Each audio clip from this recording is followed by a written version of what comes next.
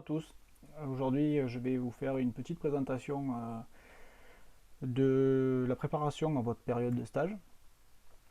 Et au travers de cette présentation-là, on va aussi expliquer en fait les différentes épreuves professionnelles qui vous seront demandées, exigées même, à la fin de l'épreuve, enfin à la fin de l'année prochaine. Et donc en fait, les deux sont étroitement liés puisque il se trouve que les objectifs de notre stage vont être déterminés aussi par l'ensemble de toutes ces épreuves. Donc afin que vous puissiez bien comprendre les tenants et les aboutissants de ces objectifs, de savoir d'où est-ce qu'ils arrivent ces objectifs-là, et du coup je vais vous expliquer directement le règlement d'examen finalement. Voilà, donc je vous avais fait déjà une petite présentation en tout début d'année, en tout cas je vous avais distribué le règlement d'examen. Donc finalement c'était un rappel. Nous avons à proprement dit trois grandes épreuves professionnelles, E4, E5 et E6. Donc E4 c'est l'épreuve ponctuelle, c'est une épreuve que vous allez passer en juin l'année prochaine, c'est l'épreuve écrite qui est en gros, hein, pour faire simple, mais ça dépend des années, entre 50 à 70% d'AFSM de construction et le reste étant toutes des connaissances qu'on a préparées pendant la technologie, le cours de techno. Ensuite, on va avoir l'épreuve E5 qui s'appelle gestion d'une intervention. Et E6, qu'on va appeler l'épreuve professionnelle de synthèse. Alors, E5, gestion d'une intervention, elle est décomposée en deux sous-épreuves qu'on va appeler U51 et U52. Donc U51, je ne vais pas trop m'étendre aujourd'hui, on va en parler rapidement, mais je ne vais pas trop m'étendre. C'est ni plus ni moins que votre épreuve d'atelier, qui est une épreuve où on va avoir une partie diag, une partie intervention, une partie qui sera liée à l'estimation de l'intervention. C'est une épreuve importante, hein, vous le voyez, le coefficient il est de coefficient 5. Et c'est une épreuve que vous allez passer donc en CCF, en contrôle en cours de formation. C'est-à-dire que ça va se dérouler aux environs de, on va dire, entre mars et mai de l'année prochaine. C'est une période assez longue, puisqu'il faut vous faire tous passer individuellement, donc ça va être assez long, et l'épreuve elle-même va durer maximum 6 heures, entre 4 et 6 heures. Ensuite, vous avez la deuxième sous-épreuve qui s'appelle U51, relation client. Donc elle est totalement liée à votre stage et plus particulièrement même à votre livret de stage. Donc ça, on va y rentrer dans le détail. Et puis vous allez trouver donc l'épreuve 6, l'EPS, l'épreuve professionnelle de synthèse, avec deux sous-épreuves là aussi, l'unité 61, 6.1 et l'unité 6.2, 62. Donc 6.1, là aussi, le stage va être déterminant, hein, pour réaliser cette sous-épreuve. Vous allez la passer à l'oral en toute fin d'année l'année prochaine, en même temps que 62, hein, ça va se dérouler le même jour. Et donc, connaissance de l'entreprise, donc en gros, vous allez faire un dossier sur votre entreprise, plus un certain nombre de fiches d'activité. Et puis vous allez avoir 62, donc mesure analyse, donc ça c'est de la technique pure. Donc on ne va pas beaucoup parler aujourd'hui parce que c'est pas au niveau du stage en lui-même que vous allez devoir avoir, il va y avoir des enjeux importants pour préparer cette épreuve. C'est-à-dire que là c'est beaucoup plus une épreuve qu'on va préparer au cours dans l'année prochaine pendant les cours d'atelier.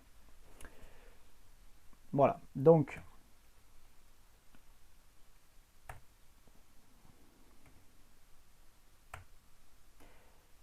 cette épreuve, donc première unité, donc 5.1, 51, relation client.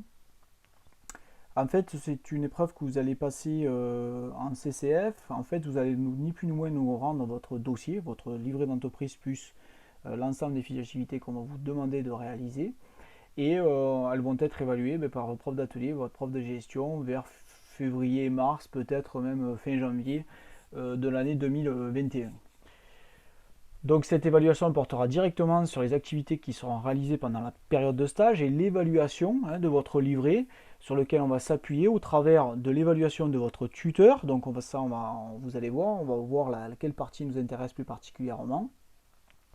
L'évaluation aussi des compétences qu'on va le faire nous au travers de nos visites, hein. Lorsqu'on va passer en entreprise, on va pouvoir échanger avec votre tuteur, donc on va aussi avoir un certain nombre de renseignements. Et puis surtout sur les fiches d'activité qui sont dans ce livret et que vous allez devoir réaliser. D'accord, donc là, coefficient 2. Alors au travers de ces fiches d'activité, deux grandes thématiques, deux grandes familles. On va avoir dans un premier temps tout ce qui est lié à la relation client. Donc en fait, vous allez devoir euh, décrire une activité que vous avez réalisée de tout seul, mais pas forcément parce qu'on sait que ben, le temps, la période passe très vite et peut-être que ben, donc, certains on n'aura pas l'occasion de les lancer directement face aux clients. Donc peut-être que ben, vous n'allez pas le faire tout seul, mais c'est pas très grave ça. Hein. Dans tous les cas, c'est possible que vous soyez accompagné, voire même que ce soit ne serait-ce que de l'observation. Le tout, ce qui va nous intéresser, c'est de voir ce que vous en avez retenu, ce que vous avez compris, est-ce que vous avez oublié des étapes, est-ce que vous avez bien compris l'ensemble des tenants et des aboutissants en fait face à la relation client. Donc on va y rentrer un peu plus dans le détail par la suite. La deuxième grande famille, donc c'est l'organisation du SAV. Donc là, on va vous demander là aussi de réaliser des fiches d'activité qui sera directement liée au regard de votre entreprise. Et donc qui sera là aussi des choses que vous aurez pu, des informations que vous avez récupérées au moment de votre stage.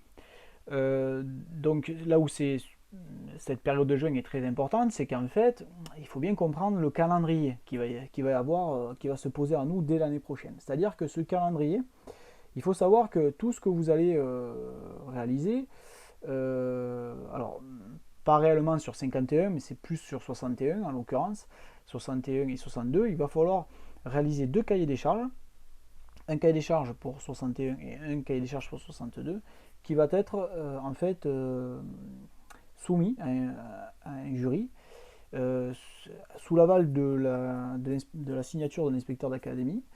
Et ce jury donc, va déterminer est-ce que ce que vous allez présenter au mois de juin, ce que vous avez prévu de présenter au mois de juin, est-ce que ça correspond réellement au diplôme. Donc du coup, ce jury il va avoir lieu certainement vers le mois de novembre l'année prochaine. Et donc du coup, ça veut dire quoi? Ça veut dire que novembre l'année prochaine, c'est le moment où vous allez faire la période 2. Donc en fait, toutes vos thématiques, toutes vos fiches, il va falloir les penser, les réfléchir en récupérant des cas et en fonction de l'expérience que vous avez pu acquérir au mois de juin. Forcément, puisque au mois de juin, vous faites votre première période, vous récupérez l'ensemble, vous réalisez le cahier des charges. Une fois que le cahier des charges, on le présente à la commission, s'il est validé, à partir de là, vous pouvez commencer à réaliser l'ensemble.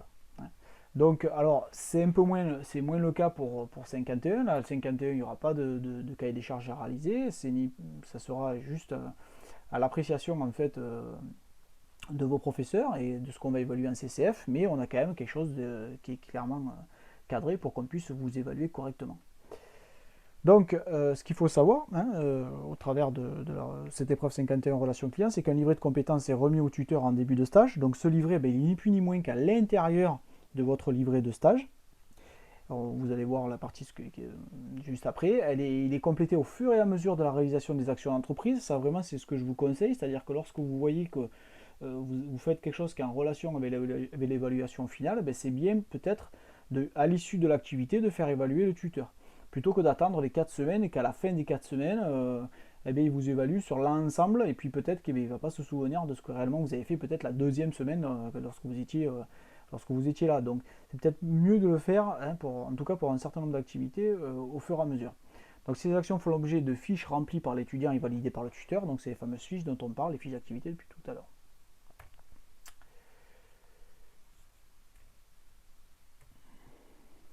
Alors, ces fameuses fiches d'activité, donc c'est les fiches que vous avez vues à la fin de votre livret. Je vous avais demandé de ne pas les compléter pour le moment, et pour cause, puisque vous ne saviez pas ce qu'il fallait y mettre pour le moment. Je vous avais simplement de compléter la partie étudiant-étudiante, avec votre nom, établissement scolaire et la classe. Là, maintenant, on va un peu plus rentrer dans le fond des choses et vous expliquer en quoi ça concerne. Donc vous avez vu, on a dit deux grands domaines, deux grandes familles, la relation client et l'organisation du SAV. Donc ça, vous pouvez le retrouver ici. Donc vous voyez là, relation client, avec donc ça concerne l'accueil et la réception, et l'organisation du SAV au service de la relation client, qui se trouve ici. Donc pour chaque activité menée, l'étudiant complète des fiches en mettant en évidence donc, le domaine d'activité, les objectifs visés, les moyens mis en œuvre et les résultats obtenus. Donc ça c'est toute la partie qui est ici. D'accord? Donc tout ça. Ces fiches sont à dupliquer autant de fois que nécessaire, mais un minimum de 4 est exigé. Hein.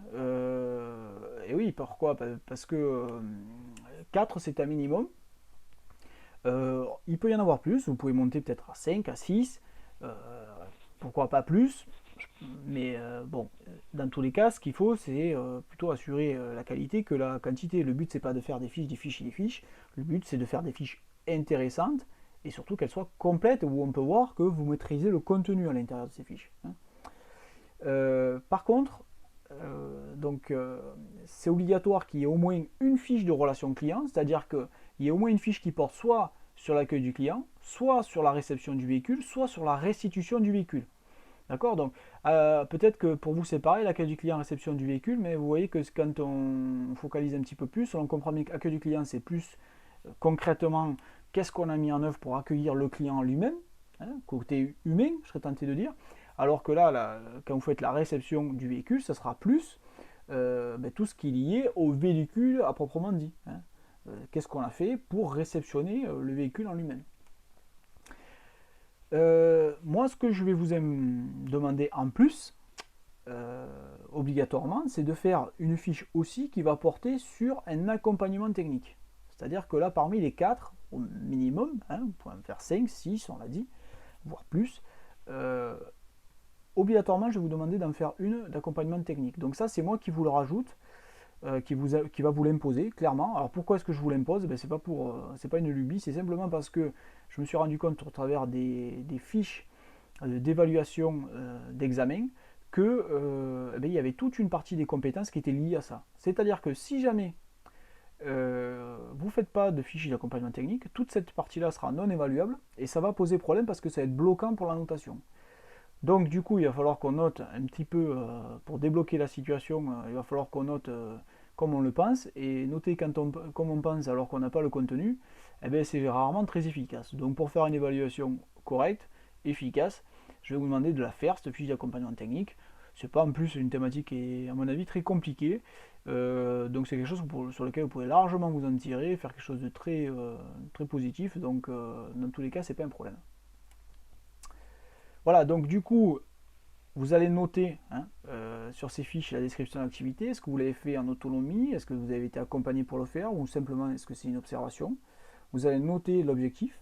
Hein, vous allez déterminer, enfin, vous allez rédiger l'objectif de votre fiche. Là, c'est le cœur de la fiche, hein, les moyens, les processus mis en œuvre. C'est-à-dire que là, c'est là où vous allez avoir tout le développement. Alors même si la fiche, évidemment, ne fait qu'une page sur votre livret, clairement, c'est pas parce que là, il y a la place de mettre 6 lignes qu'on va mettre 6 lignes. Si la fiche, cette partie-là doit faire 2 pages, 3 pages, elle fera 2 ou 3 pages. C'est pas un problème, mais c'est vraiment là où il va falloir rentrer au cœur des choses et faire une description précise. Donc évidemment que je vais vous donner le fichier vierge, d'ailleurs vous l'avez, hein, le fichier vierge puisque c'est votre livret de stage, et que cette partie-là peut s'agrandir autant de nécessaire autant qu'il ce soit nécessaire. Et c'est pas un problème. Donc, et ensuite, vous finirez par le résultat obtenu. Hein. En conclusion, quel résultat vous avez eu? Peut-être qu'au cours de votre accueil client, vous allez nous décrire que finalement, avec le recul, après avoir étudié cette activité-là, vous vous rendez compte qu'il aurait mieux fallu faire ça d'abord, ou vous avez oublié telle étape, ou vous auriez pu passer plus de temps sur cette étape, ou au contraire, vous avez été trop long sur cette étape-là. Voilà, donc tout ce qu'il en ressort, ça serait bien que vous ayez en fait un regard critique sur votre fiche et que vous puissiez justement vous quelque part vous auto-corriger au travers de cette partie-là. C'est très important de voir si l'étudiant il est capable de prendre du recul sur ce qu'il a fait, et s'il est capable de prendre du recul, ça veut dire que la fois d'après, il va s'améliorer, donc ça c'est intéressant aussi pour un jury.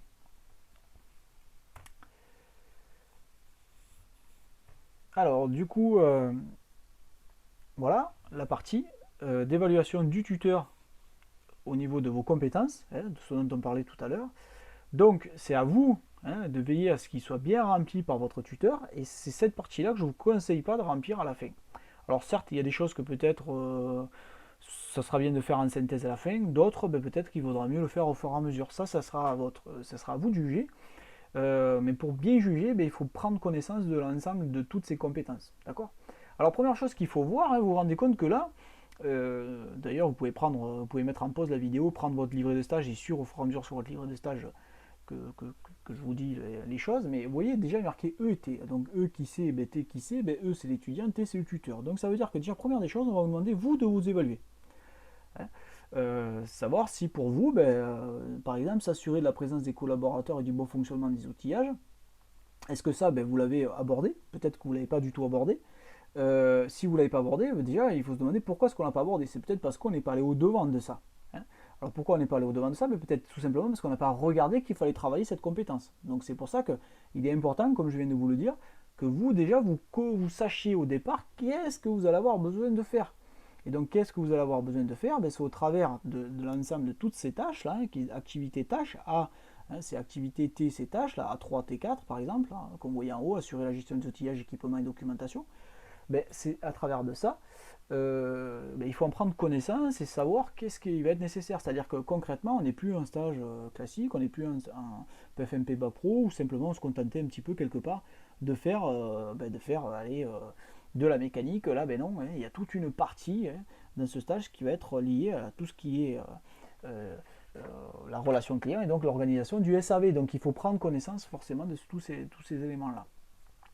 Donc évidemment que si partout il y a marqué, que ce soit de votre évaluation à vous ou du tuteur, il y a marqué non abordé de partout, comment voulez-vous qu'on évalue nous derrière? Vous nous dites que vous ne l'avez pas fait et derrière il faut qu'on évalue, savoir si vous le maîtrisez. Donc ça va déjà poser un problème. Donc ça veut dire que voilà, cas de figure, on ne consulte pas l'ensemble des compétences qui sont à travailler.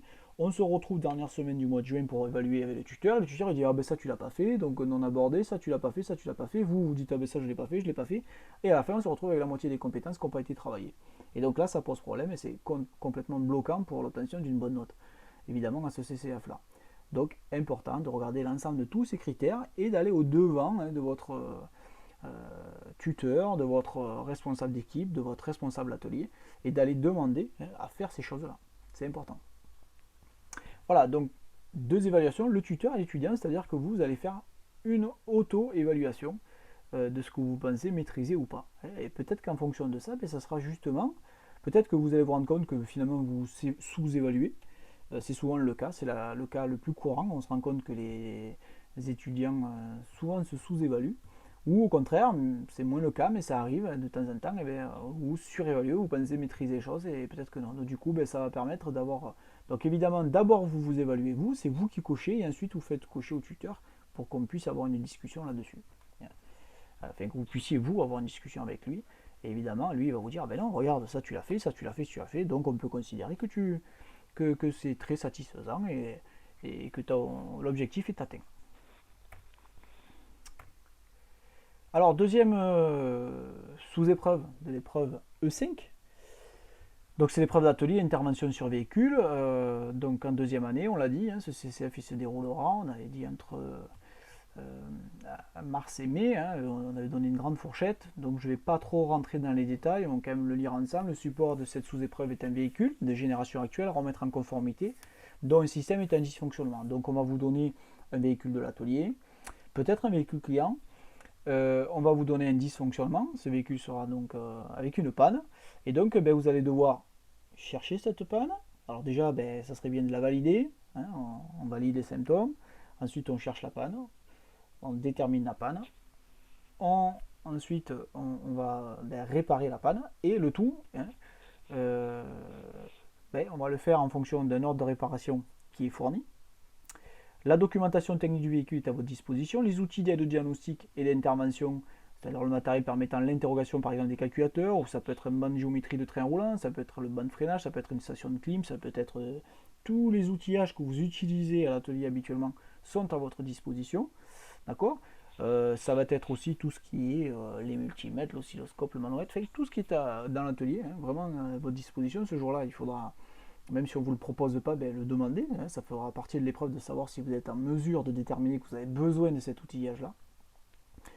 Donc, épreuve, la durée de l'épreuve, quel que soit le mode d'évaluation, est de 6 heures maximum. Donc, c'est entre 2 à 4 heures de diagnostic et 2 à 4 heures de remise en conformité. Donc, la note, elle va s'appuyer sur une fiche d'évaluation du travail réalisée pendant l'épreuve. mettant en relief le diagnostic, la remise en conformité et les éléments nécessaires à la facturation. D'accord, donc vous allez avoir un TP, hein, voilà, ni plus ni moins. Et donc il y aura cette partie facturation, c'est-à-dire qu'il faudra déterminer le tarif des pièces, la référence des pièces que vous avez utilisées, etc. etc. Donc ça, vous voyez, c'est une grosse épreuve, hein, c'est une épreuve déterminante dans l'obtention de votre diplôme puisqu'elle fait coefficient 5. Donc il y a deux grosses épreuves, hein, clairement. C'est les plus gros coefficients au niveau professionnel, c'est 52 et 62. C'est facile à retenir, c'est ceux qui terminent par 2.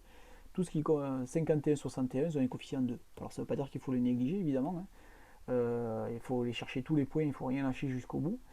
D'autant que, on ne va pas se le cacher, hein, 52, c'est pas une épreuve ultra facile quand même, malgré tout. Hein. Il va falloir bosser pour efferrailler pour y arriver, et 62 non plus. Hein.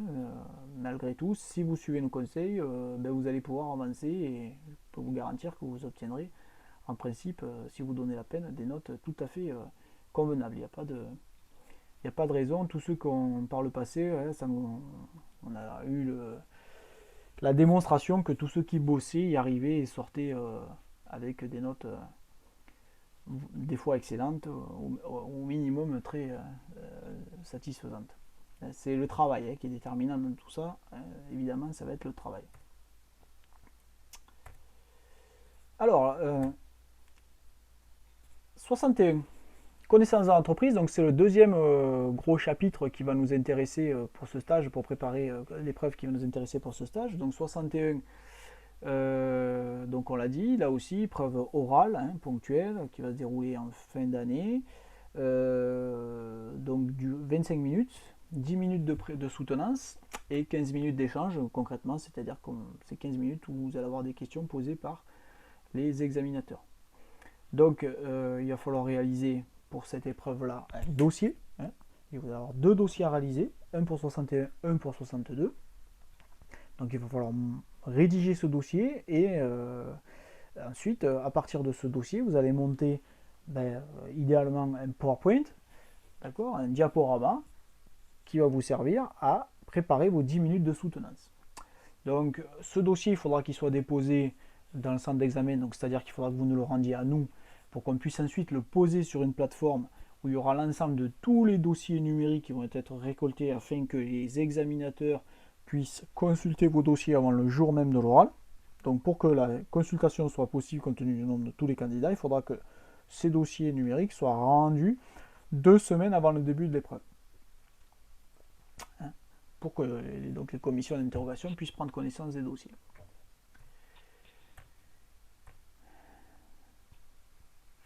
Alors dans ce dossier, première partie du dossier, c'est la partie présentation d'entreprise d'accueil.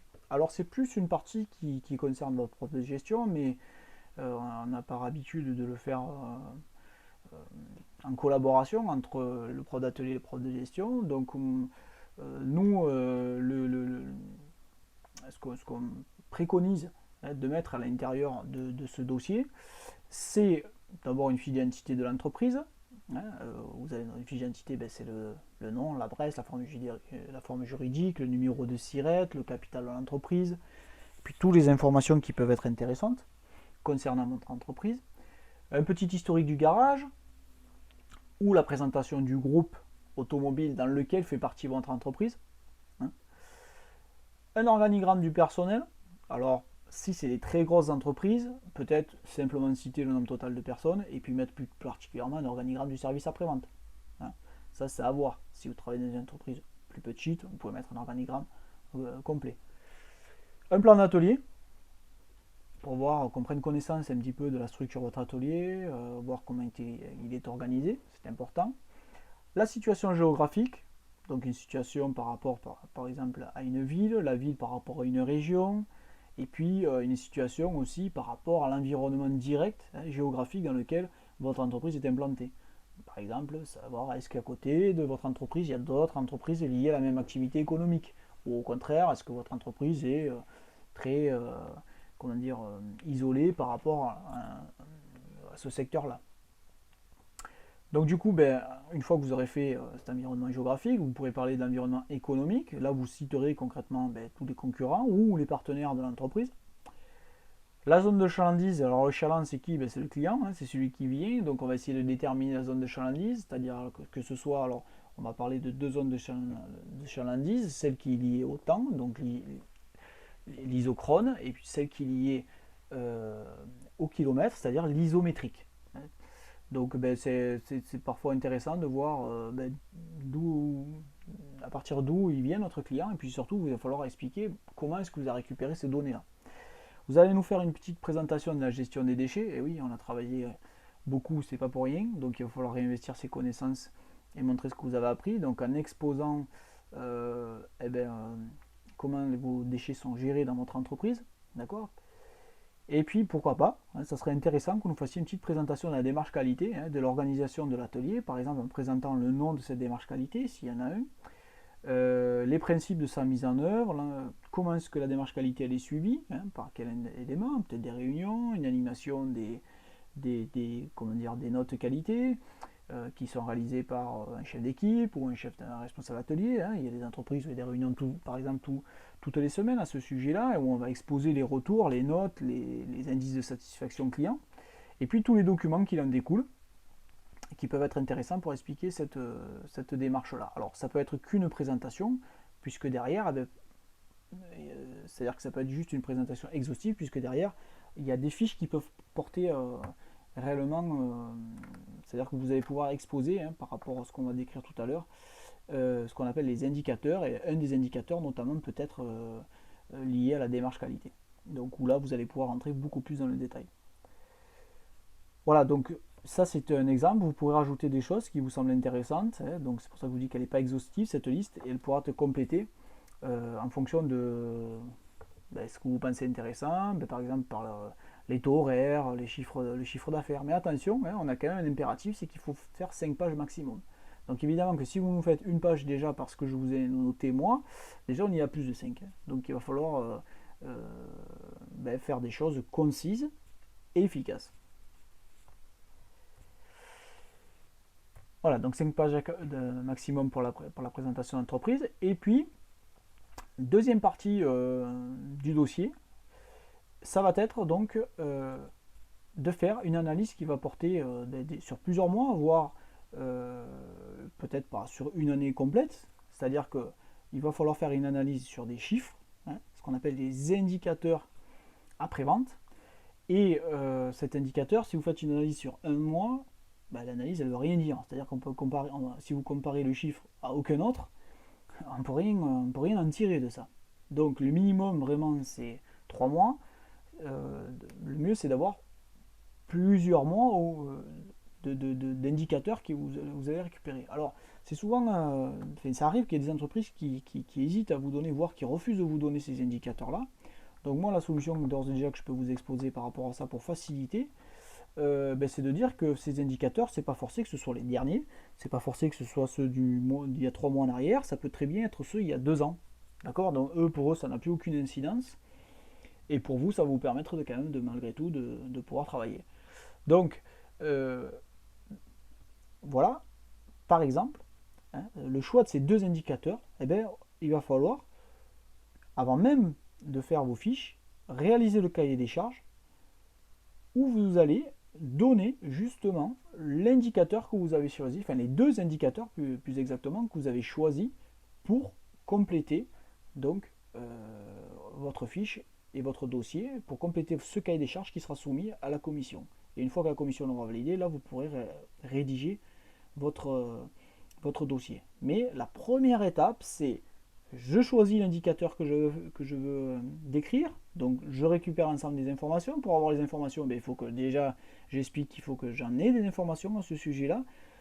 Pour cela, il faut que j'aille au-devant de mon chef d'équipe, de mon tuteur, ou souvent même ça va être mon responsable après-vente, voire peut-être la secrétaire aussi après-vente, qui souvent détient ces chiffres, et que vous expliquiez pourquoi vous en avez besoin, pour qu'ensuite vous puissiez les récupérer et donc commencer à réfléchir qu'est-ce qui serait intéressant que vous puissiez faire, et ensuite que vous justement complétez la fameuse fiche ressources indicateur que je vous présenterai, que vous allez avoir déjà, hein, parce qu'il y a, en fait, il y a une trame qui existe là-dessus, et donc vous pourrez directement travailler à partir de cette trame-là. Donc ça, tous ces documents, je vais vous les transmettre. Ils seront sous Atrium dans mes documents. Vous pourrez aller les récupérer directement là-dedans. Voire, j'essaierai de vous les mettre même directement dans Pronote. Deuxième chose que vous allez devoir réaliser, que vous allez donc aussi soumettre dans votre cahier des charges, c'est que vous allez faire une analyse critique du fonctionnement de l'organisation d'une intervention, d'un constat ou de mesures prises, d'accord, face à un problème qui s'est produit à un moment donné, que vous étiez dans l'atelier, voilà, vous vous êtes rendu compte que ce jour-là, ou vous êtes rendu compte, ou en tout cas vous avez été spectateur ou alors acteur d'une situation, donc une situation un peu critique qui se passe à l'atelier, voilà, concrètement, le cas pas idéal, c'est-à-dire qu'on doit faire un véhicule et puis il se passe quelque chose qui fait qu'on est en difficulté pour pouvoir réaliser ce véhicule comme on aurait pu le faire à d'autres moments. Donc il va falloir expliquer pourquoi est-ce qu'on est en difficulté. Par exemple, c'est parce qu'on se rend compte qu'on ne va pas pouvoir livrer à temps le véhicule.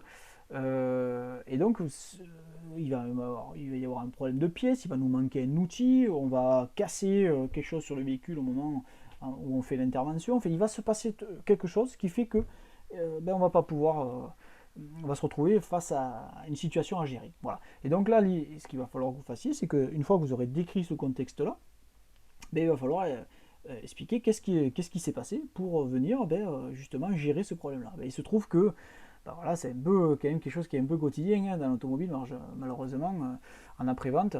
La situation idéale, elle est quand même pas souvent là. Il y a toujours un certain nombre de choses qui font que il faut en permanence gérer un certain nombre de situations.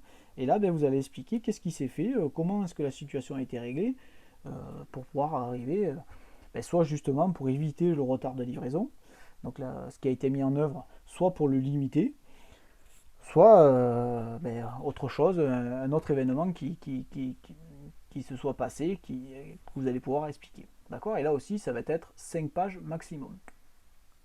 Donc, première partie, présentation d'entreprise. Deuxième partie, l'analyse de 2 indicateurs.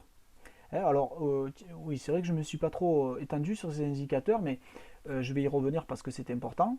Donc, ce qu'on appelle indicateur, c'est ce qu'on va appeler par exemple la productivité, c'est-à-dire que c'est des chiffres qui sont ici de tableaux à partir des heures atelier. Alors les heures atelier, c'est quoi? Elles arrivent d'où? Déjà, c'est parce qu'au départ, un atelier après-vente, quand il embauche quelqu'un, il embauche pour un certain volume d'heures mensuelles. D'accord. Donc, à partir de cette base-là, on va comparer ces heures, qu'on va appeler des heures finalement achetées par le garage, parce comme on paye un compagnon, on va lui payer un certain nombre d'heures. Donc, du coup, par rapport à ces heures-là, dites achetées, on va voir combien derrière nous on en a vendu d'heures à un client. Et finalement, on va essayer de voir au travers de ce tableau, on va arriver à donc un certain nombre de chiffres qui vont nous permettre de savoir en gros si notre atelier à la fin il a du rendement ou pas.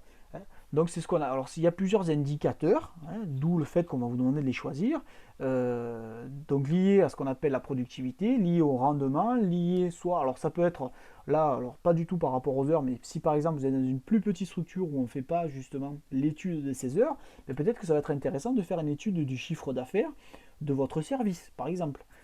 On va voir l'évolution de ce chiffre d'affaires dans le temps. Ou alors, là aussi, on peut directement travailler sur la rentabilité. Bon, c'est des chiffres qui ne sont pas toujours faciles à obtenir dans les entreprises, parce que là, je serais tenté de dire qu'on touche quasiment à l'intime de l'entreprise, puisqu'on voit concrètement si l'entreprise gagne de l'argent ou pas, mais il y a des entreprises qui acceptent de le faire sans aucun problème, qui n'ont pas de problème vis-à-vis de ça. Mais ça peut être aussi tout ce qui est lié à la satisfaction client, vous savez, les enquêtes qualité. Alors tout ça, on va en parler évidemment, parce que là, on est en train au travers de ces fiches, commencer le travail de la deuxième année de BTS. Et donc, vous allez avoir des cours au travers de ça. Bien sûr, Robert va vous faire des cours par rapport à justement au suivi des heures. Moi, je vais vous faire un cours par rapport justement à la qualité. Donc, on parlera de satisfaction client, pourcentage de retour, etc. Donc, vous allez avoir de toute façon des connaissances. Mais là, ce qu'on va vous demander pendant cette période, c'est d'amasser.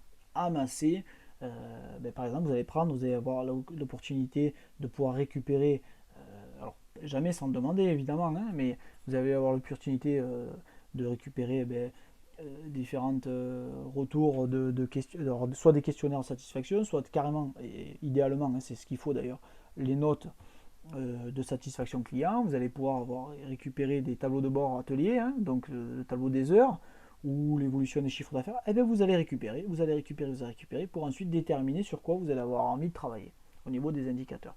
Hein. Donc, et je reviens donc la troisième étape, donc on a dit l'analyse critique du fonctionnement de l'intervention. Quatrième étape, on va vous demander de faire une fiche de suivi, hein, d'un équipement de mesure ou de diagnostic de manutention. Donc ça veut dire quoi? Alors là aussi vous allez avoir une fiche, hein, fiche ressources qui va vous y aider. Et bien, tout simplement, hein, vous avez vu qu'on a commencé, certains d'entre vous ont déjà commencé à travailler un peu sur les ponts élévateurs. Je vous ai déjà fait toucher du doigt un certain nombre de choses par rapport à l'équipement d'atelier. Bien, on a tout un nombre d'équipements qui sont soumis un peu à une procédure de suivi, enfin idéalement, hein, tel qu'il faudrait que ce soit fait dans les garages. Et donc on va vous demander, vous, voilà, de rentrer dans ce cadre-là et de récupérer un certain nombre de faire un choix d'équipement et de voir, de décrire dans votre entreprise comment est-ce qu'il fait le suivi de cet équipement-là. Alors peut-être qu'on va arriver à la fin à dire il n'y a pas vraiment de suivi. Ou alors peut-être qu'il n'est pas idéal, peut-être qu'il manque un certain nombre d'étapes. Mais c'est justement tout ça qu'on va vouloir travailler au travers de cette fiche. Et donc, alors il y a plusieurs choses qui peuvent être faites. Alors souvent, c'est vrai que le classique, on va dire, c'est le suivi du pont élévateur, c'est le suivi de la station de clim aussi, ça c'est un grand classique. Mais ça, il y a aussi souvent, on va avoir des fiches sur tout ce qui est appareils de métrologie, les clés dynamométriques, les manomètres de gonflage. Donc tout ça, vous pouvez y aller, il n'y a pas de problème. L'année dernière, on a un petit peu innové. Par exemple, on a fait maintenant, il y a d'autres éléments où il y a un suivi qui peut être intéressant, par exemple sur tout ce qui est l'équipement de protection individuelle au niveau des opérations sur les véhicules électriques. Là, on a vu, hein, vous avez fait déjà la première partie de la formation où il y avait tout un tas d'équipements très normalisés, où il faut vérifier l'état de cet équipement. Donc ça aussi, on peut aller travailler vers là, ça peut être intéressant. Mais ça peut être aussi, par exemple, on peut aller autre part, c'est-à-dire qu'on peut aussi faire, par exemple, l'explication, la description pour l'acquisition d'un nouvel équipement. C'est-à-dire que voilà, au moment où vous y êtes, le garage veut faire l'acquisition d'un nouvel outil. Alors évidemment, ça ne va pas être une clé de 10, hein, on est d'accord, hein, que ce soit clair. Mais par exemple,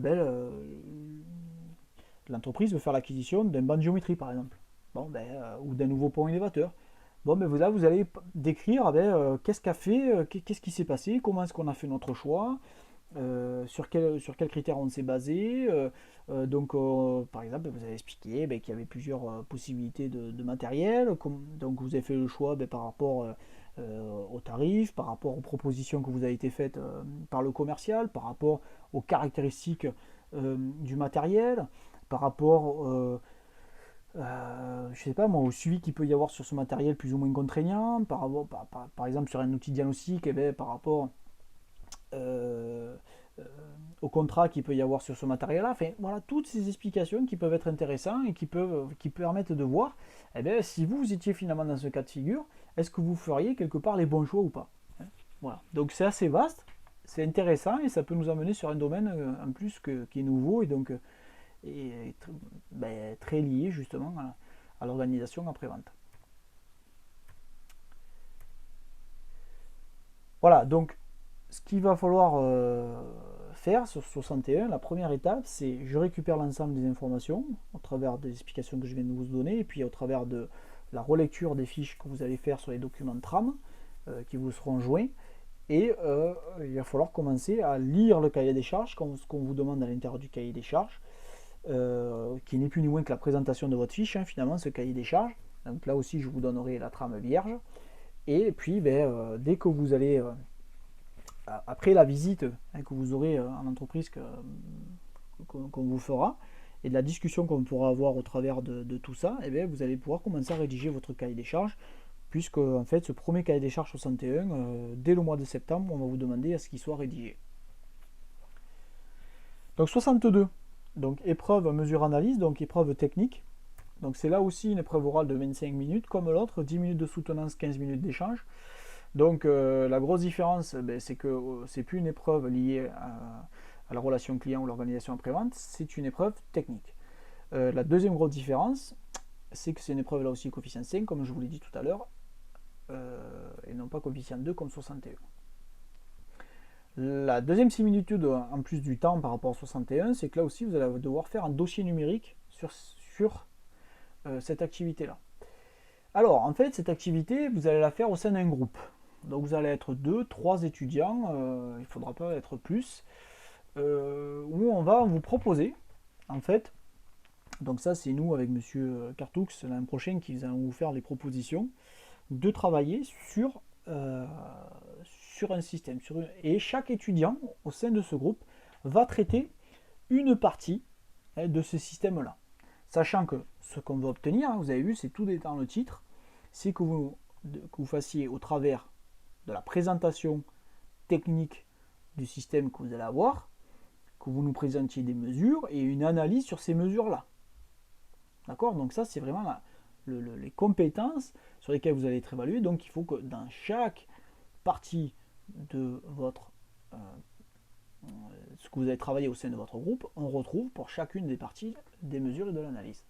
Donc nous, pour cette épreuve, on va mobiliser l'année prochaine 40 heures de formation dédiées à cette épreuve-là. C'est-à-dire on va travailler plus particulièrement sur cette épreuve-là. Mais 40 heures, c'est pas 40 heures que vous allez que vous allez mettre pour faire le dossier. Et il en faudra beaucoup plus d'heures. Et ça, vous allez l'avoir, il faudra le prendre sur votre temps personnel. C'est-à-dire qu'il va falloir travailler entre chaque séance. Évidemment, les 40 heures, on ne va pas les faire d'un coup, vous imaginez bien. Ce sera des séances de 4 à 7 heures par semaine. Donc vous voyez, en gros, on va dire 10 séances de 4 heures, ou quelque chose comme 6 séances voilà, de 6 heures, on va dire. Et donc vous allez, entre chaque séance, il va falloir que vous continuez à travailler à la maison, voir les besoins que vous avez au fur et à mesure, voir ce que éventuellement vous n'avez pas compris, pour qu'on puisse y revenir et travailler, et puis qu'à la fin vous maîtrisiez votre contenu. Évidemment, puisque sinon, au moment de l'épreuve orale, si vous ne maîtrisez pas le contenu de ce qu'il y a à l'intérieur de votre dossier, évidemment, vous n'allez pas savoir ni l'expliquer, ni vous justifier, par exemple, ni répondre, ne serait-ce, sans se justifier, mais ne serait-ce que répondre aux questions liées à ça, quoi. Les questions qu'on va vous poser. Donc c'est important, vraiment, c'est ce qu'on constate chaque année, le point faible, c'est la non-maîtrise des contenus, clairement. Donc ça veut dire que si vous maîtrisez, vous saurez l'expliquer, si vous savez expliquer, vous serez à l'aise. Si vous êtes à l'aise et vous savez expliquer, vous saurez répondre, et donc à la fin tout est positif. Voilà, c'est aussi simple que ça finalement. Donc ce travail, il va être au cours du deuxième semestre, de la deuxième année, donc c'est quelque chose qu'on va travailler finalement, ça va être la dernière grande partie de notre formation ensemble. Donc il va y avoir, puisqu'à l'intérieur de cette partie, il faut qu'il y ait une partie d'analyse mécanique qui soit présente. D'accord. Ça peut aussi avoir vous allez devoir aussi être aidé par les compétences et les contenus liés à la matière physique-chimie en fonction de vos problématiques. Donc vous voyez que c'est un dossier aussi qui va être travaillé sur plusieurs matières dans lesquelles vous allez pouvoir obtenir de l'aide dans plusieurs matières. Donc l'activité sera menée sur un véhicule ou sur tout système présentant un intérêt pour la résolution de la problématique. Donc ça ne va pas être sur une maquette, mais peut-être vous allez pouvoir utiliser une maquette pour aller expliquer quelque chose lié à votre véhicule. Ça par contre c'est pas un problème. Donc c'est ce qui est marqué là. Ça peut être on va pouvoir utiliser un montage expérimental, une maquette numérique ou un système didactisé. Mais ça va porter sur un véhicule quand même, sur le fond. Donc en aucun cas cette activité donnera lieu à des fabrications de quelque nature que ce soit. Voilà, on ne va pas vous demander de faire une maquette, de réaliser votre support pour le décrire. Ce qui aurait pu être le cas il y a de nombreuses années en arrière où ça pouvait être le cas. Voilà, bon ça cette épreuve-là, je vous la présente là maintenant un peu rapidement, mais vous avez compris que ce n'était pas la priorité immédiate d'aujourd'hui. Là vous avez une première information, on y reviendra plus en détail. Voilà, donc vous voyez, c'est pas non plus énorme, 10 pages maxi. sur ce dossier-là, donc on ne vous demande pas de faire non plus une encyclopédie sur un système, mais bon, le fond, on y rentrera un peu plus tard. D'accord? Ça n'empêche pas que vous puissiez vous le lire de votre côté, hein, et commencer à le regarder, ça c'est pas un problème, vous pouvez le faire.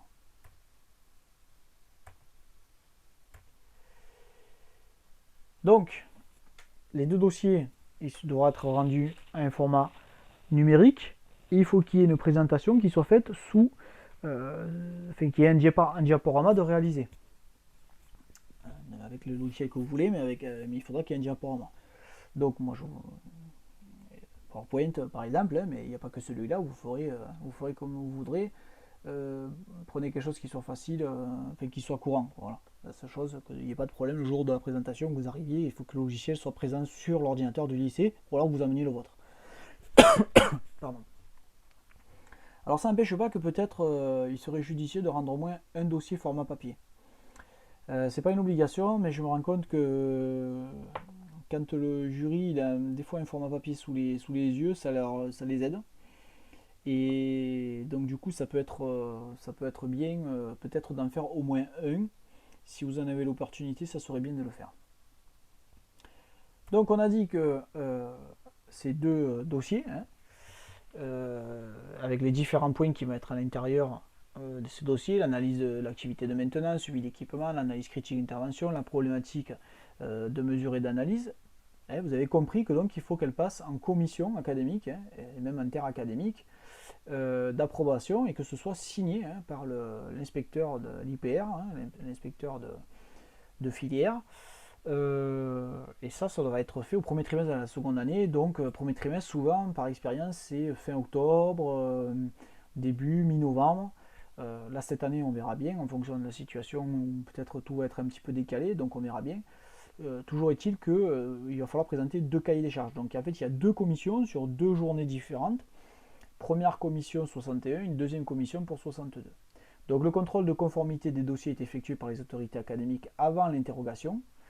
En cas de non-conformité du dossier déposé par le candidat, celui-ci ne peut être interrogé à cette épreuve. Donc il est alors considéré comme présent, mais son dossier sera non validé et ne peut se voir délivrer le diplôme. C'est-à-dire que si vous ne respectez pas ce cahier des charges qui a été validé par la commission, ce jour-là, clairement vous avez 0, quoi. Voilà, parce que vous n'avez pas respecté ce qui avait été validé. Donc ça veut dire, par contre, alors on va y revenir, hein. Je termine là-dessus. Donc, à l'absence du dossier, l'épreuve ne peut pas se dérouler.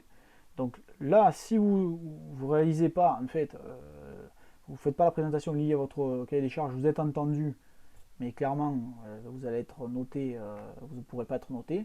Par contre, s'il n'y a pas de dossier, là, carrément, on ne vous interroge même pas à l'oral. Hein. D'accord ?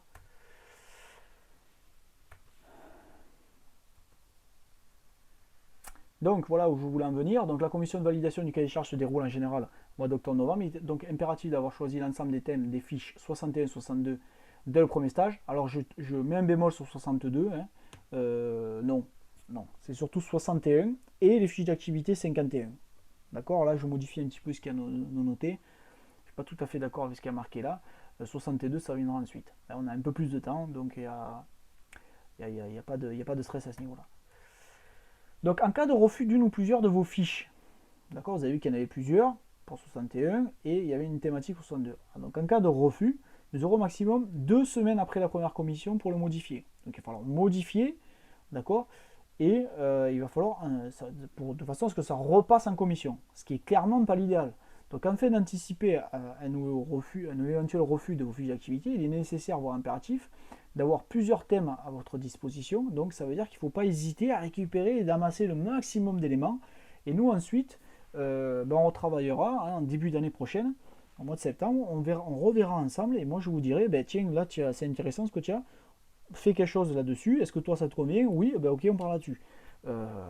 Et ainsi de suite. Voilà. Au contraire, peut-être vous avez envie de faire cette fiche, et puis là je vais vous dire, ouais, mais écoute, tu as envie de faire cette fiche, ok, mais là t'as pas grand-chose, quoi. Là, il te manque le plus intéressant, tu ne l'as pas. Donc ça va être difficile de faire une fiche. Voilà, nous on va essayer de vous aiguiller par rapport à ça, de sorte que vous partiez déjà sur des bons rails. Bon, vous avez la chance qu'on est avec Monsieur Cartoux, qu'on commence à avoir pas mal d'expérience sur cette formation. qui est malgré tout pas si vieille que ça, puisque le MEV, pour la petite histoire, la première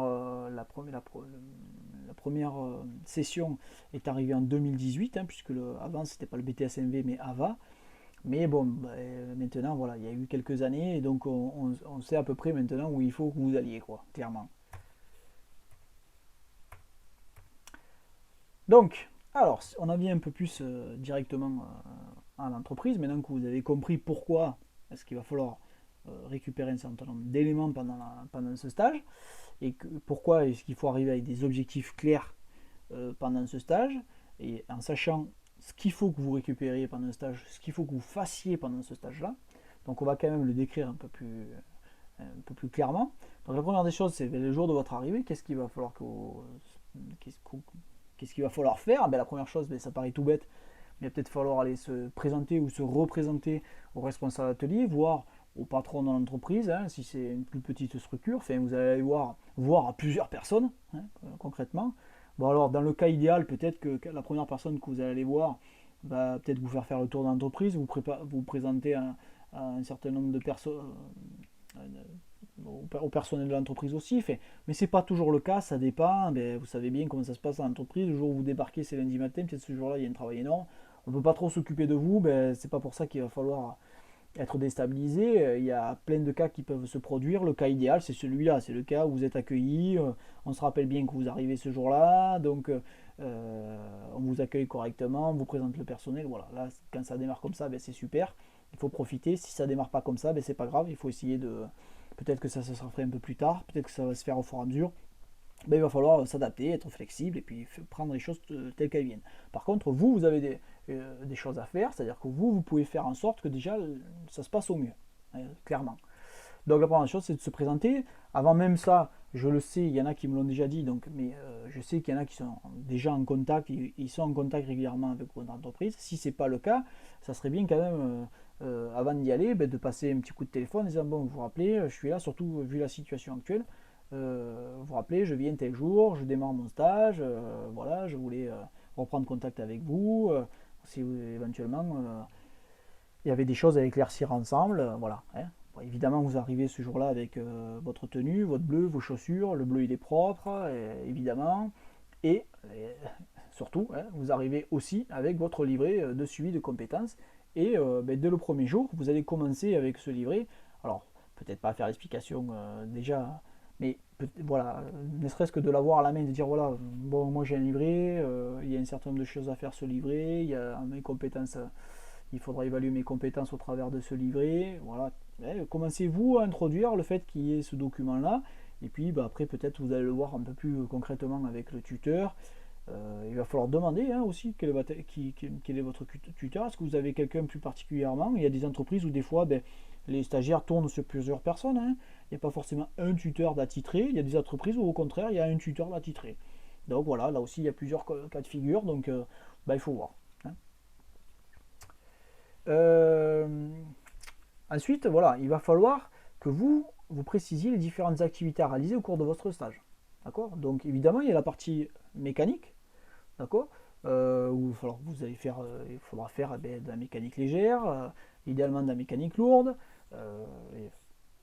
d'abord évidemment accompagné, même la mécanique légère éventuellement, si vous ne vous sentez pas prêt, il ne faudra pas hésiter à dire je préfère dans un premier temps travailler avec quelqu'un, d'accord, et puis au bout d'un moment si vous vous sentez apte, capable, pourquoi pas de dire j'ai envie de, ça serait bien est-ce que je peux essayer de faire ça tout seul, vous voyez. Il faut être aussi vous acteur et proposer les choses. Il ne faut pas attendre que les choses se fassent toutes seules. C'est-à-dire qu'il y a des grandes différences de période de stage à ce niveau-là. C'est-à-dire qu'on constate que le jeune qui se prend en main et qui cherche à aller de l'avant en dialoguant avec les personnels, avec les tuteurs de l'entreprise, cela avance beaucoup plus vite et faut un stage qui est de bien meilleure qualité que quelqu'un qui est dans l'attente, évidemment. Celui qui est là et qui vient, qui fait ses heures, qui pose pas trop de questions et qui attend que ça se passe, évidemment qu'au bout on n'obtient pas le même résultat. Clairement, il n'y a pas de miracle. Donc il va falloir dire que évidemment vous avez besoin de faire de l'atelier, mais aussi il va falloir dire que ce stage, il y a une grosse partie qui va devoir se passer au niveau de la réception client et de la gestion du service après-vente. Alors des fois c'est au même endroit, des fois c'est pas les mêmes personnes qui s'occupent de ça. Donc il va falloir commencer à dire, ben voilà, il faudrait que je puisse pouvoir assister et avoir des renseignements sur l'ensemble de ces activités-là. Comment est-ce qu'on pourrait faire pour pouvoir l'organiser? Ça serait bien qu'on puisse l'organiser, voilà, au fil de mon stage. Donc il va falloir être acteur là aussi. Donc pour juste une indication de temps, donc l'atelier mécanique, ça peut être que 1 à 2 semaines, vous voyez, donc c'est carrément pas la majorité de ce stage-là. Clairement, le stage technique, le stage mécanique de diagnostic, clairement c'est le deuxième stage en BTS. Le premier, c'est avant tout ce qui va nous intéresser, tout ce qui est la réception et la gestion du garage. D'accord? Là, vous voyez que il faudrait faire idéalement, je vous dis bien idéalement, il faut surtout pas arriver en disant moi il faut que je fasse ceci, il faut que je fasse ça. D'accord? Il y a une différence entre dire je veux faire ou il faut que je fasse ça et dire il serait souhaitable que je puisse réaliser ça. Vous voyez la différence? C'est de la communication, ça. Et vous n'êtes pas là pour imposer quoi que ce soit. Par contre, vous êtes là pour essayer de leur faire comprendre que pour vous, ça a de l'importance. Et je peux vous dire que si vous mettez les formes, au contraire, c'est très bien vu de la part de l'entreprise parce que le gars que vous allez avoir en face de vous va dire lui, il sait ce qu'il veut. Il ne vient pas par hasard, comme on dit entre guillemets, il ne vient pas me filer des perles. C'est-à-dire qu'il est là pour quelque chose. Donc c'est important de parler de ça. Alors, peut-être que vous n'allez pas le faire la première heure, mais il ne faut pas le faire en fin de première semaine. D'accord? C'est trop tard. Il y a 4 semaines, si vous en bouffez une, c'est mort. Donc, vous voyez, alors, ce qui est peut-être bien, c'est quand vous arrivez, se présenter, échanger un petit peu rapidement, et de suite dire que voilà, ça serait bien que vous preniez un temps pour vous puissiez expliquer voilà, quels sont vos besoins pendant cette période. Que vous avez des attentes fortes pour ce stage, que ce stage pour vous il est important, qu'il y a des objectifs que vous devez remplir, et que donc ça serait bien que vous puissiez échanger avec la personne qui sera décisionnaire en la matière par rapport à ça, et que dès qu'il y a un moment là rapidement vous puissiez, et puis peut-être qu'il va vous dire de quoi tu as besoin, et ça se trouve directement vous allez pouvoir en parler. Donc voilà, il faut commencer à avoir les formes et dire les choses. Donc pourquoi pas commencer vous de votre côté à vous entraîner chez vous. C'est la même chose que quand on va chercher du boulot. On essaye de s'entraîner un petit peu. Alors, ce sont des durées indicatives, d'accord? Il faudra voir en corrélation avec le garage. Il y a des garages qui vont vous dire, écoute, moi, il n'y a pas de problème, si tu veux, tu fais 15 jours de réception. Puis d'autres, ils vont vous dire, oh là, ça va être compliqué. Puis il y en a d'autres qui vont peut-être vous dire directement, ah non, mais moi, tu vois pas la réception, les gars de derrière, ils vont pas devant. Pas question d'avoir un gars en bleu là, qui traîne à la réception, il existe. Bon, là, si on vous dit ça, clairement, vous dites, mais attendez, moi, vous me dites comment est-ce qu'il faut que je vienne, et puis moi, je m'adapte. S'il faut que je mette un pantalon et une chemise, une paire de pompes, voilà, il suffit de savoir quand c'est que je dois venir comme ça, et puis je m'adapterai à la situation. Voilà, point. Voilà, il y a forcément des solutions. Donc, mais par contre, il faut dialoguer. Il ne faut pas se renfermer, il ne faut pas se braquer quand on vous dit les choses. Il faut toujours essayer de maintenir le dialogue et d'essayer d'expliquer, de donner vos besoins. Voilà, donc du coup, en résumé, pendant cette période, il va falloir récupérer un maximum de documents. D'accord? Donc, si vous avez un cas qui vous intéresse par rapport à un accueil, par rapport à un véhicule, par rapport à une situation critique, paf, immédiatement, je dois récupérer l'OR, les devis, les factures, les différents documents, par exemple les fiches incidents clients, les mails qui ont été faits avec le constructeur. Voilà, on va tout récupérer. Ensuite, même s'il y en a trop, c'est pas grave. Il vaut mieux qu'il y en ait trop plutôt que pas assez. D'accord? Donc pour chaque cas que vous allez vouloir sélectionner, récupérez l'ensemble des éléments. Donc ça peut être des acquisitions d'écran, par exemple du DMS. Le DMS, c'est le logiciel de gestion client, Dealer Manager System, vous vous rappelez, on en avait parlé. Donc là, pareil, par contre, on ne fait pas d'acquisition d'écran sans demander. Mais, ça veut dire que là, l'idée, c'est de toujours avoir, à partir du moment où vous êtes en stage, d'avoir une clé USB en poche. L'idée, c'est de faire une récupération, on va en reparler, mais des données numériques. Ça, c'est encore le plus simple pour ensuite pouvoir les réutiliser dans vos dossiers. On demande, évidemment, on ne prend rien sans demander. On dit, ça, est-ce que c'est possible que je récupère pour mes dossiers? Ça ne pose pas de souci. Voilà, toujours en accord. Évidemment, on ne fait rien en douce, on ne fait rien par derrière. On fait ça au grand jour. Il n'y a pas de problème, il n'y a pas de raison qui ne vous laisse pas. Si vous commencez vous sentez que ça tique, vous pouvez dire, ben, si tu veux, je supprime le nom du client, l'adresse, parce que finalement, nous, c'est pas ça qui va nous intéresser. Hein. À partir du moment où on voit que le dossier il concerne le véhicule Intel que vous allez présenter le jour de votre épreuve, c'est suffisant pour nous. Hein. Il suffit qu'il y ait une corrélation du véhicule. Tant pis s'il n'y a pas l'adresse du client, on s'en fout. Donc vous allez récupérer voilà, les devis, les factures, alors, les tableaux de bord de l'entreprise, hein, là où il y a toutes les heures. Alors, là aussi, les enquêtes de satisfaction client, ça va être intéressant. Évidemment, ben, le plan d'atelier, s'il existe, pourquoi pas récupérer. L'organigramme, pareil. Ben, vous allez relever la forme juridique. Tout ce qui est lié à la démarche qualité, hein, c'est pas un problème. Alors ça, voilà, c'est comme je vous disais, donc vous allez le faire, vous allez récupérer soit sous forme papier, pour scanner ultérieurement, mais c'est plus de boulot. Donc l'idéal c'est quand même de le récupérer quand c'est possible sous forme numérique, soit en faisant des scans, soit directement en récupérant le fichier, donc la clé USB avec soi. Il faut éviter par expérience, je vois beaucoup maintenant avec les smartphones, là, les élèves, les étudiants qui prennent des photos des éléments et les mettent ensuite dans le dossier. C'est quand même peu présentable, c'est pas l'idéal pour faire une belle présentation derrière. Hein. Donc ce qu'il va falloir faire aussi, ce qui est important, c'est de prendre des photos des locaux. Hein. Au niveau de l'intérieur, de l'extérieur, pour faire justement la présentation de votre entreprise, c'est la photo, le visuel, hein, c'est important. On a eu des choses même qui allaient au-delà de ça, qui étaient super sympas les années précédentes. On a eu un jeune qui avait récupéré une présentation d'entreprise qui a été faite par un drone. Bon, ben, c'était génial. Au moment de la présentation, hop, ça dure quelques secondes, on voit l'entreprise filmée et tout, paf, c'est intégré dans la présentation, top. Ben, si vous avez arrivé à récupérer ce genre d'éléments, évidemment, il ne faut pas s'en priver.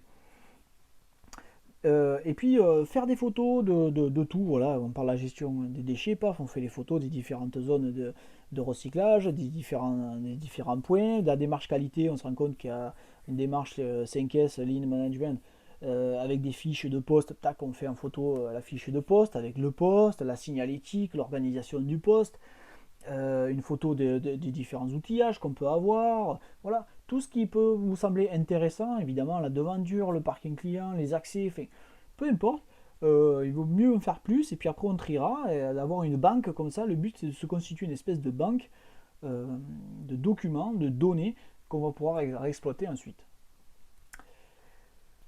Donc du coup, évidemment, à l'issue de tout ça, quand vous aurez réussi cette période, hein, et, avant la fin du stage, c'est bien marqué en rouge, hein, avant la fin du stage, de faire compléter le livret de suivi. Hein. Chaque année, on a en septembre des jeunes qui reviennent et qui n'ont pas le livret de signé. Non, hein, c'est risqué, hein, parce que ça se trouve le tuteur que vous avez eu en juin, ce ne sera plus le même en novembre. Puis ça se trouve vous-même, vous allez malheureusement pas rester dans la même entreprise, ce qui est absolument pas conseillé. Hein. On en a déjà parlé. L'entreprise, il faut la prendre pour 2 ans, mais si jamais le stage se passe très mal, vous allez peut-être obligé de changer de stage. Donc ça veut dire que voilà, il faut que quand vous partiez, tout soit clean au niveau des formalités, les tampons, les signatures, les commentaires, les observations, les croix, tout a été fait, hein, dans les règles et vous partez tranquille. La première période est clôturée, vous avez tout ce qu'il faut et quoi qu'il se passe, vous avez ce qu'il faut. Hein, c'est important. Voilà, donc où nous en sommes, on va s'arrêter là sur cette vidéo de présentation et ce que je vous propose c'est de vous faire une petite présentation du cahier des charges et des fiches, avant le cahier des charges je vais vous faire une petite présentation des fiches d'activité et des trames des fiches d'activité dont je vous ai parlé à l'intérieur de ce document.